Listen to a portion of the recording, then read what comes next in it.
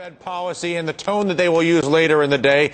How will Wall Street ultimately deal with it? Peter Schiff, president of Euro-Pacific Capital, Rob Seller, head of North American Equities at Aberdeen Asset Management. Rob, Steve Leisman tells me that the Fed will give something to everybody, that those who are concerned about how, that they'll acknowledge a housing concern, that they'll acknowledge an inflation concern, and that if they do it perfectly, if they manage the language just right, that the stock market will respond positively to that act. I hope you're right, very much so, Dylan.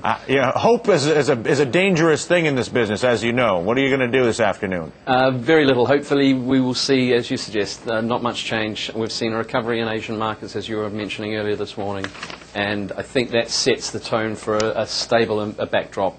And as long as Asia doesn't fall apart, the US can steadily go into a mid-cycle slowdown, which is what I think we're seeing. But why? I mean, as long as Asia, are you concerned about Asia? Well, in terms of it's a big powerhouse for growth for the U.S. economy, because there are so many businesses that are based there. They're reliant on the Chinese consumer, the Asian consumer to take the goods. They're supporting the Treasury market, so that has quite an important factor in the overall health of the global economy, right, even aside from the U.S. economy. Peter, are people thinking they're dealing with Alan Greenspan still? And what I mean when I say that is Alan Greenspan was incredibly methodical. Not that Bernanke is not methodical, has shown evidence of being methodical, but was also famous for well-forecast incremental quarter-point moves with the exception of September 11th. Is there any reason to think that Bernanke won't necessarily behave that way? In other words, his predecessor didn't behave that way.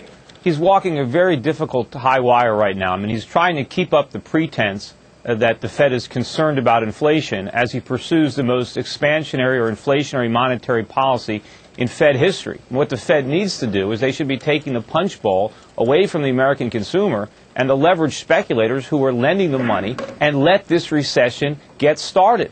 You know, our problem, and I write about this in my book, Crash Proof, is that we're just borrowing and spending too much money on consumption. That has to stop. And that can't stop without a recession. So even though the economy is headed for a recession, the Fed needs to be raising rates into it.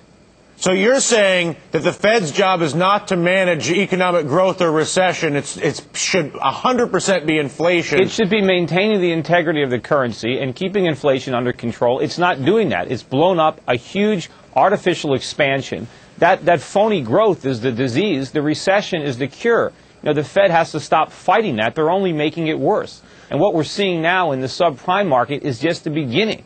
Now, we have to kick this habit of consumer spending before it kills us. Yeah, Rob, but one thing that I'll add to that, as dramatic as what we heard just was, is that the inflation has been outside of the Fed's so-called comfort zone for 2 years, and the inflation rate hasn't declined since the Fed stopped raising interest rates. Absolutely, and it's an issue. We've got wage inflationary pressures that are starting to come through. Mineral costs are starting to feed their way through. These things take a long time to feed through to prices. But so then do you think recession is the cure and excess consumer spending is the disease, Rob? Is the Federal Reserve the enabler of this sick behavior? I have a lot of sympathy with that view, definitely. But the question is, how long is the recession that we're going to have? Is it going to be a mild slowdown like we've been seeing over the last 20-odd years, and they become milder as we go into these cycles, or is it going to be a big dramatic sell-off? No, it's going to be big. That's why I titled my book Crash Proof. You know, it's not. Yeah, but you're also trying to sell books, though. I mean, well, I'm trying to help people. I'll be honest here. I mean, I think the reason you titled the book that is so people would get scared and buy it. Well, I'm trying to help people. That's what I think. I mean, people are going to lose a lot of wealth. The dollar is going to collapse. We don't know. Nobody really knows in the end.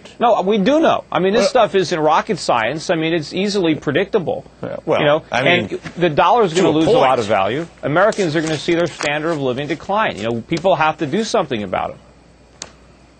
And so you tell me the solution is to bring the economy to a grinding halt. Well, it's not. Look, the economy is going to go to a halt anyway. Look, we can't just keep borrowing money from foreigners and buying consumer goods. Eventually, you know, the bills come home. That's the problem. When you're in a hole, you got to stop digging. We're out of time. It's a good conversation, though, and I'm grateful to both of you for playing. Thank you, guys. Thanks. Thank you, Peter. Thank you, Rob. Michelle. All right.